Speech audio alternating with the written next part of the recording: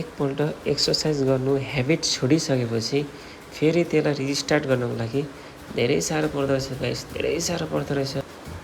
मलाई त्यस्तै भयो। 2-3 महिनादेखि मैले एक्सर्साइज गरेको थिइनँ। खाएर जे पाएँ त्यही खाएर उल्टापुल्टा खाएर फ्याट मेरो बढिसकेको थियो। अन्त मलाई त्यो मन पर्दैन फ्याट बढेको। अन्त फेरि मैले रिस्टार्ट एक्सर्साइज गर्नुपर्यो भनेर सोचेँ। कहिले बिहान उठेर एक्सर्साइज गर्न सकिनँ। जहिले पनि प्लान बनाएर सोच्थेँ म 8 बजी 7 बजी उठेर एक्सर्साइज गर्छु भनेर, कहिले पनि त्यो सक्षम भएन। अनि खालि 9 बजी 9:30 बजी उठ्ने, ड्युटी जाने टाइममा उठ्ने, अनि एक्सर्साइज गर्ने टाइमै नमिल्ने। अनि आज जसरी भयो भने एक्सर्साइज गर्छु भनेर एक्सर्साइज गर्न थालेँ। यति गाह्रो भयो गाइस मलाई आज एक्सर्साइज गर्नु, यति गाह्रो भयो।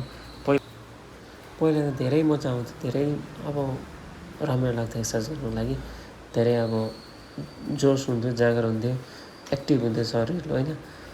अनि त्यही भएर आज चाहिँ जसरी पनि गर्छु भनेर आज एक्सर्साइज गर्न थालेँ। आज चाहिँ हल्का फुल्का वार्मअप गरेँ, यताउता पुरै जम्पिङ ज्याकहरू गरेँ, यताउता गरेँ होइन। अनि अलिअलि सामानहरू पनि लिएर आएको थिएँ किनेर डिप्सहरू हान्नुको लागि। अलि डिप्सहरू पनि मारेँ।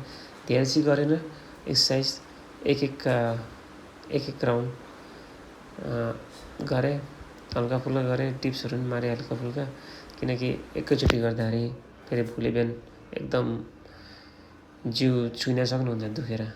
त्यही भएर एकैचोटि छोडिसकेपछि 3 दिन 4 दिन छोडिसकेपछि एकैचोटि कहिले पनि ज्यादा एक्सर्साइज गर्नु हुँदैन। यदि एकैचोटि एक्सर्साइज गऱ्यो भने जिउ एकदम पेन हुन्छ, बिमारी हुनसक्छ हो।